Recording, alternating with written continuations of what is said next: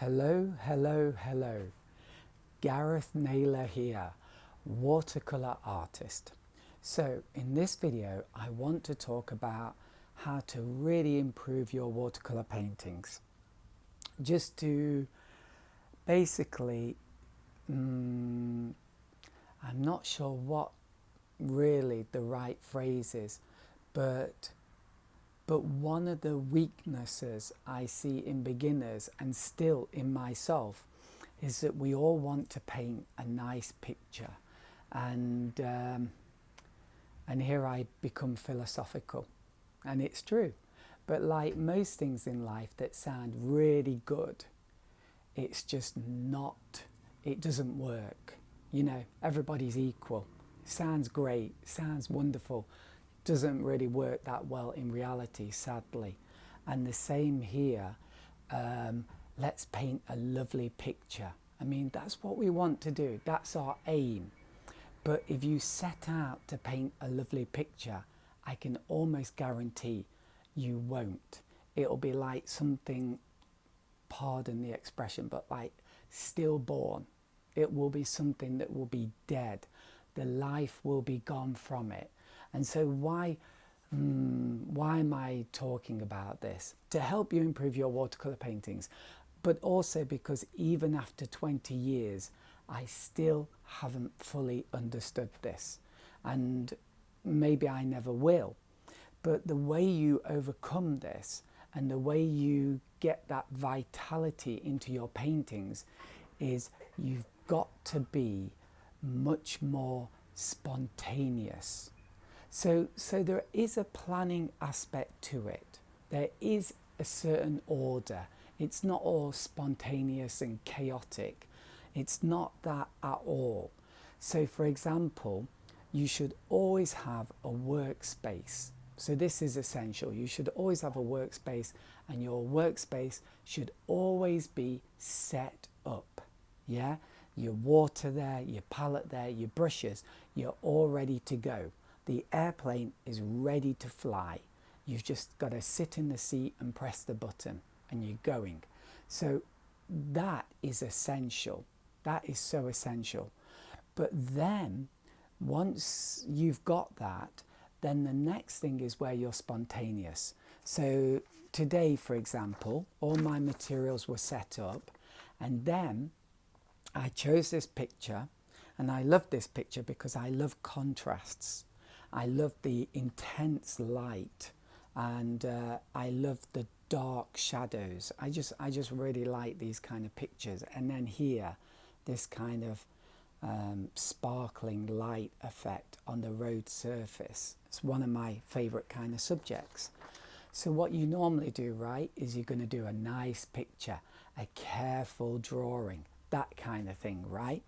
But sadly, that's almost guaranteed to make you fail. Okay, I'm repeating myself, right? So what you do instead is you get some scrap paper and you just do a quick, like a throwaway sketch. And maybe at first it's going to be difficult to do this. Maybe you haven't got a pile of scrap paper. I try to keep a pile of scrap paper on my desk, so it's always there. And as soon as I paint on this, I know I'm not being serious. Look, it's torn. It's not neat. In fact, it's quite old. There's another painting on the back, yeah? One that died. One where I was being careful, yeah? But if you look at this painting, it's got something, hasn't it? I mean, granted, I did have an idea. Like when I started painting this, I thought I really want where the sunlight is to make it like everything's going to be dark, but where the sunlight is, I'm going to have it lit up with a kind of orange glow. So I did have a basic kind of idea of what I wanted to express, but I wasn't careful. And that's an important point. I wasn't careful. I was playing. I used this manganese blue as an experiment, and it worked really well. And I could see that this orange, this is burnt sienna, and this manganese blue were really working well together because they're contrasts. And if you've got two contrasting colours in a painting, it's really good to make them express themselves strongly. What I mean by that, I'm always being a bit, bloody, you know what I mean. I did literature, so I'm always trying to sound poetic or something silly. I'm sorry about that, but that's just the way I am. But what you've got to do is you've got to have, in a more pragmatic way, let's say, you've got to show the pure colour of burnt sienna as much as possible and the pure manganese blue. Can you see? We've got that here and here, if you can. And you can understand when you do like a nice painting, you know that this is not real, that normally they're not going to be that pure. And that's why sometimes these sketches, when you're just experimenting and playing, is when you get these fantastic paintings, because they are exaggerated. They are not careful, so there's a looseness to them. There's also a kind of experimental something in them that gives them that extra vitality that your nice painting is not going to have. Yeah? So I don't know if you sometimes watch too many YouTube videos. I do. And you've probably seen that line, right? Nice guys always end up last.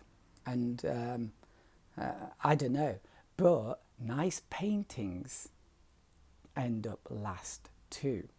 Yeah? And I know it's a bit of a bummer, because you might be, because many of my beginners are like this, they've got like this sincerity to them, you know what I mean? Like they're not there just to mess around and be stupid. They want to get good at painting. They really want to improve. But the irony is, you have to have a certain looseness, relaxedness, an experimental type of mindset, as well as a drive to go and paint. Does that make sense? I think the problem is it's such a contradiction to make a nice painting or a good painting, a painting with life. You've just got to go at it in a bit of a cowboyish kind of manner and not care too much. Yeah. So I hope that's helpful, and so my challenge for you is first of all, for the more organized professional part of you, have your special space with everything set up, ready to go, water in the container, ready to go. But then the second thing is just get a photo of a scene you like and just get some scrap paper and then just do a quick sketch. And before you do the sketch, maybe think about what is the thing in this painting that I really want to express. So for example, in this painting, like I told you, I really, goodness me, this video is just like, it's not a nice video either, is it? It's just so sketchy and rough. I'm sorry about that. But anyway, it's the message that is important. So in this painting, the most important thing for me was this like highlighted colour. And it's exaggerated. I mean, you can see it a little bit in here with the mountain, right? The mountain's a little bit orange, but the trees, you can't see that. But that's what I mean by experimenting. So here I did do the tree with an orange glow.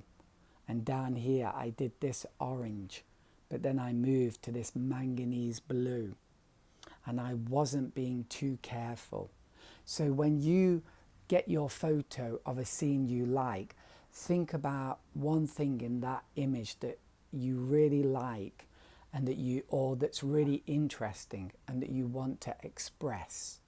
And then when you do your quick sketch, try to express that. And really don't become too careful, too tight as you paint that scene. Really do it with a kind of like almost one hand on the steering wheel or almost one finger on the steering wheel. Like, I don't care if this painting works or not, because it's just an experiment. It's just to learn something, and then I'm going to throw it away. So I hope that's helpful. If it's not, apologies, but I think that's really good advice. And even after 20 years, I keep screwing this up. And so at the end of the day, if it doesn't help you, this is a message to myself that before I paint anything, I should do a quick, rough, experimental sketch before I bother to do any proper painting, because that one will probably be better and more exciting than all the rest. That's all, and happy painting. Bye.